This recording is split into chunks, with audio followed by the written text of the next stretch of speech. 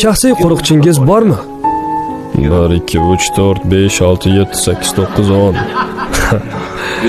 Mening birgina tansoqchim bor. Uning ko'zlari yo'q, ammo u ko'radi. Uning quloqlari yo'q, ammo u eshitadi. U baridan xabardor. Biror nima yaratmoqchi bo'lsa, shunchaki bo'l deydi va u paydo bo'ladi. Lekin buyrug'i biz eshitadigan ovozli til yordamida talaffuz qilinadigan so'z bo'lib yangramaydi. U hayollardagi sirlarni da eshituvchidir. U Alloh, Xudo. U mening tansoqchim. U sizning tansoqchingiz.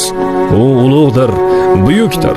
Tinimsiz u yon bu yonga alanglash, asabiylashish, nigohlar bilan kimlarnidir qidirish, tansoqchi yollash, xuddi atrofdagilarga qarab men sizlarga ishonmayman deyish kabidir. Yo'q.